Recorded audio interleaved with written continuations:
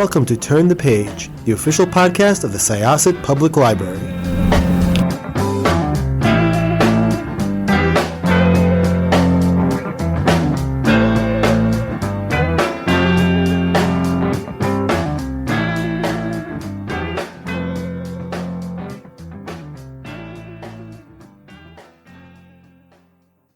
This is Jessica with Syosset Library's Turn the Page podcast, and we are excited to welcome our guest today, who is joining us from across the continent.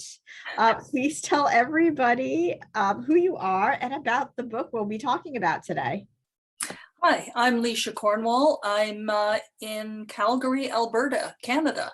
And my book is The Woman at the Front, and it's a story about World War I and a female doctor. Now, what makes this unusual is that female doctors were not allowed to practice with the British at the front.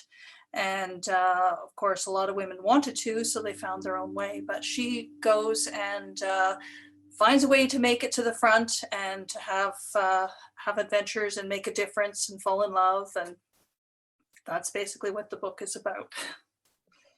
So I think, like, sometimes I'll read something and it will remind me, I mean, librarians, we can be a little smug sometimes. We're like, oh, you didn't know that? I'm a librarian. I research things all the time.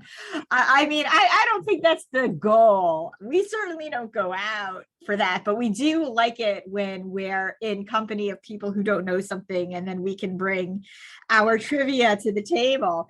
And one thing that surprised me about this book was I had absolutely no idea that there were women on the front, like Eleanor, and even really just so widely studying and practicing medicine. I had to go and do a little research myself, and just I mean, certainly not as many female doctors as now, but the names just started popping up, and it was a real knock in the head for me. How did you come about this story? It started with a family story. I mean, my grandfather fought in World War I, and so did my great uncle, and they were both at a Battle of Vimy Ridge. And my grandfather was behind the lines with the guns, and my great uncle was right up at the front lines, and he was killed at the very earliest part of the battle. And afterwards, my grandfather came forward to look for him, and he was missing, and later declared dead. So when I was about 15, he made me promise to go to France and find his brother's grave, which we finally did.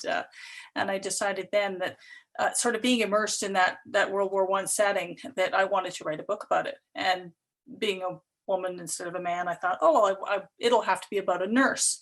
And when I started doing the research, and I found out that female doctors were not allowed by the British, that was the hook that I hung my story on. So, and the research just was absolutely fascinating from there. Yeah, Eleanor, who's the main character of your book, she's a doctor, and she is already accomplished by the fact that she has completed medical school, but then ends up just having to prove herself over and over and over again. Yes. And in the very beginning of the book, she's, trying to prove, I'm a doctor, I can do this. And they're like, well, like you said, we don't allow female doctors on the front, but you could practice as a nurse. Yes. And it's like she's educating them. She's like, well, I'm a doctor, and what we do is different. Yes. And I mean, it was the same for a lot of women, I think. I mean, women who went and took over men's jobs in munitions factories and stuff like that, they were paid a lot less and expected to undertake even more danger than men. And women were ambulance drivers on the front, and they were nurses very close to the front. But, people like Eleanor, well, it's like, well, you can stay at home and you can practice on women and children, but you cannot come and practice on soldiers. And a lot of women, medical women who were determined to make a difference, actually raised their own funds and went and got the French to take them, or they formed their own committees and went and set up hospitals in other war zones like Serbia or Mesopotamia, and did a great deal of work there. So yes, that was how they kind of got to participate. They sort of forced their way in wherever they could. So. Yeah, that sounds very much like Eleanor was an amalgam of people who were doing that, and it just was a really interesting premise, and a premise that was woven from truth. World War I is not written about as widely as World War II. And you answered my question as to why you are writing about World War I. Not that we should be dismissing it in any way.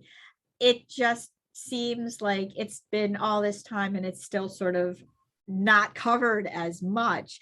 Were you surprised by any of the people you researched about during that time?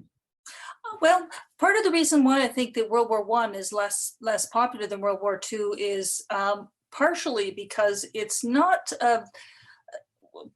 for Canada. It was a huge war. We were in it for 4 years. We were fighting for the mother country. For the Americans, I mean, you guys came in sort of late, and right. Your contribution was amazingly valuable and important, and you did as much heroic stuff as everyone else, but it didn't last as long. So I don't think it had the impact. I mean, for Canada, it's like this helped make us a country separate from Britain. But some of the people that I researched that were particularly fascinating, there was a couple of nurses who decided they were motorcycle enthusiasts, and they joined as part of a flying ambulance corps, and then they decided, well, we could do a lot better on our own. So they set up their own frontline aid post. These two nurses out in the middle of nowhere, and they were widely recognized, like widely awarded medals and everything else by the Belgians, and nothing from the British. And Elsie Inglis, who was an amazing Scottish doctor. I mean, she went over and she did so much good work, and these hospitals that were run by women were they were excellent. They had less fatalities than regular hospitals, and they did some good work. They made some incredible innovations to medicine, and yet they weren't recognized. So it's very unfair. Without a doubt. And I have to point out, so this is not your debut novel, but I think I don't want to say this is your debut historical fiction, because technically your other books are historical fiction, but they're a little bit more, romance focused. There is romance in this book as well, though. Yes, my previous books were all hard romance. They were either like the Regency romances or Scottish set romances. This one is I guess they technically call it historical women's fiction, but I guess the publisher said, well, you have a background in romance, so we would like to see a strong romance element in this book. So that's why there is one. And besides, I mean, when I started researching the stretcher bearer and who is the hero, I just couldn't resist. Who couldn't fall in love with him? So. Yeah, seriously. And I will say, I mean, just looking back, I mean, who doesn't love a little Scottish romance in general? I'm actually a huge, Scotland is one of my favorite places ever. Yes. So that was one of the things when I first found out about this book, there was a connection there. I was like, yep, it's got Scotland in it. Here I go. Yes. And I actually, the characters, the stretcher bearer is named Fraser MacLeod, and some of my other characters in past books were the MacLeod clan. So yeah, there's a little bit of a connection there, which I couldn't resist. So. Well, I mean, that's nice. Did you find it difficult departing from your normal formula? I don't want to say normal formula. Let me walk that back. Did you find it difficult departing from a hard romance formula? Not at all, actually, because I found it was very freeing, because I mean, romance has a lot of genre conventions that you have to adhere to. I mean, it's told from, you know, the point of view of two people, they end up together permanently and fall in love. And this way I could sort of, you know, deal with the war a little bit more frankly, and the horrors that she's facing, and have the character who is outside the box and a little bit more unusual than possibly romance characters tend to be. So yes, I actually quite found it quite freeing to switch to historical. So I was pleased to read it, and what I liked was just Eleanor. She just has so much gumption, and you could just feel her seething when people were like, "Oh, yeah, your delicate sensibilities or whatever it is. You could, you know, you don't understand. There's anatomy issues and there's blood." And she's like, "Yeah, I went to medical school. I am aware that these things exist." and she's so different from me. I had to write her as everything I'm not, because I'm, you know, introverted and quiet and shy and retiring. And so, yeah, she's my alter ego, I guess. I mean, that's the nice thing about being a writer. You can create your own life somewhere else. Well, so I love the cover of this book. Hmm. Did you have any say, or did they show you a few different versions of it? Well, when they do cover design, they usually say, well, what do you have in mind? And so you say, well, I would like this, and I would like that, and I would like the other thing. And then they take it to their art department, who says, oh yes, sure. And then creates something that's absolutely stunningly beautiful, and comes back with it. So I think we changed the color a little bit, and you know, things like that. But otherwise it was just absolutely gorgeous. They did a wonderful job. So yeah, I'm very pleased with the cover too. I actually painted my nails. I found a color of nail polish in the store that was the same sort of blue on the book. So, and I never paint my nails, so I thought that would be fun. So. Yeah, that's definitely cool. I love it. It appears that Women on the Front will be also available in an audio format. Yes, it will. That will be out on October the 12th. And I can't wait to hear it. It should be absolutely lovely. Well, so are you familiar at all with Hannah Curtis, who is the narrator? They sent me several narrators and asked me to choose, and I said, well, I like them all, but I want somebody who can do multiple voices and multiple accents, because there's a variety of people in the story. So I guess that's who they chose for me, and I'm so excited to hear that. Yeah, well, it looks like she's done quite a few books, including some historical books. So I'm sure that she will be absolutely wonderful. So are you working on another book at the moment? I am. I'm working on a second book, which will come out next summer. Now it's about in the interwar period, so it takes place in 1936 in Berlin, and during the Olympics. But I was looking for some place to set the story, and I found out that apparently the British, even right up until 1939, were sending their debutantes over to Germany for a bit of polish and a bit of finishing. And I thought that would make a very intriguing story, you know, sending a woman over there and you know, having her sort of discover what the Nazis are doing.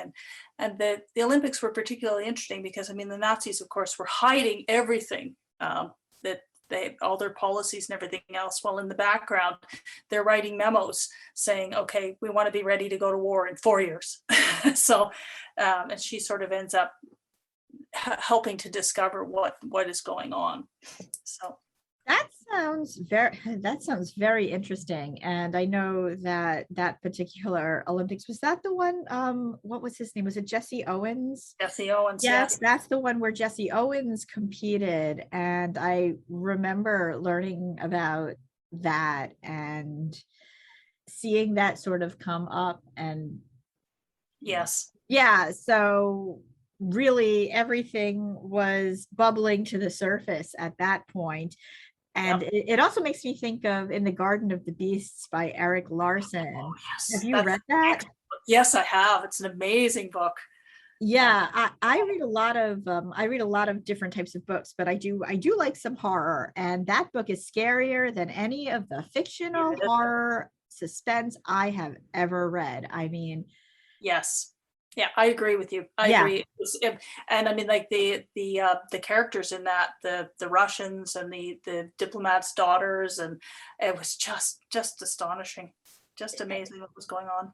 absolutely. So is the heroine of this upcoming book? How does she compare to Eleanor? Is she another alter ego, or does she have to sort of fight through her introversion? I don't want to talk too much about that because I want to come back to the woman on the front, but I'm curious. Okay. Well, she's a woman who was sort of raised to another woman who was raised to be, you're going to marry and you're going to have a family, but she has her own ambitions. Now, when I was a kid, one of the things I really, really wanted to be was a photographer for National Geographic. So this character actually has a talent for photography. And that's why she ends up over there. It's like, well, a reporter needs to get into to sort of investigate what's going on, but as an outsider, he's not going to be able to. But if she is a guest of a German aristocrat, then she's just going to be a girl on holidays with a camera, and she can pretty much shoot anything. So that's sort of how she gets there. So I don't know if she's an alter ego, but she's sort of what I wish I could have done in another life. So let's talk a little bit about Eleanor's love interest, because we touched on him a little bit before. Okay. So was he based on anybody in particular, or it's so funny because like when you read certain descriptions of the book, or certain what's the word I'm looking for, certain reviews, some people compare it to Outlander. Oh, really? Yeah, I know, right? I was like, okay, well, there is, a gentleman who is a love interest and respectful of the young lady who he is the love interest of, but tell us a little bit about him. Fraser is a stretcher bearer. Now, when I read about the stretcher bearers, how these guys would they were ridiculed by the other troops because they would stand in the back of the trench when everyone was going over the top, and they'd be standing there with their stretchers, and they'd go, "Why don't you pick up a gun and fight?" But they were very glad to see these guys when they actually got out on the field. And they were originally started out as just porters to carry in the bodies of the wounded. And then they realized, well, we're going to need to give these guys some first aid training. So they became the sort of like the first battlefield medics. And they underwent terrible hardships. I mean, their hands, I read that you can always tell a bearer by his hands, because they would get splinters and there would be mud ground into their cuts and everything else from carrying these heavy stretchers. And the straps would completely destroy their shoulders and scar their bodies. So they were amazing. But I mean, like Fraser is this, he starts off just as a stretcher bearer and thinks, okay, well, people die out here. I'm not going to have any hope that I'm ever going to go home or ever see my family again. And then he meets Eleanor, and he thinks, damn, why did she have to come along and remind me of what I may not ever be able to have? And I did a lot of research about sort of the psychology of falling in love in war, and put that in there too. So where did you research that? Because that is also fascinating. I can't remember the name of the book, but it was a study on love and all the different variations of it. And one of the chapters was on falling in love in war, and how it's a completely new thing. I mean, class doesn't matter. It's a real risk. It's sort of you're taking something new in amongst the horror and trying to sort of forge together something that's going to make you happy in a time of great unhappiness. And I just thought that was such a fascinating idea. So yeah, that went into the book. Yeah, no, because there is a class difference between them. I mean, Eleanor, you learn in the beginning, she's from a family that is of some sort of I don't know what Middle the class. I'm sorry? They'd be middle class. So Middle class, yes, which I think is slightly different than what we would consider middle class today. Yes. But she is expected to marry a certain way. Yes. Yes.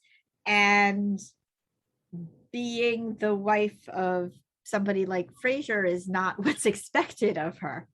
Well, he's going to go back to if he survives, he's going to go back to the Highlands and be gamekeeper like his father. And, he'll be an ordinary working man. Whereas she is a doctor and the daughter of a doctor. And, her family has connections with higher classes. So she's expected to marry well and rise and help her family do that. So, but gamekeeper is bad for right, of course.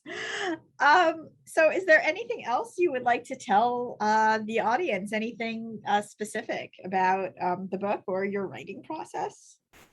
I had a wonderful time writing this book, and lately in creating new materials for publicity and things like that, getting to revisit the research. It was such a fascinating time in history, and I think it's so unsung. I mean, like it's like the grandfather's war rather than your father's war, and it's the black and white war, I guess.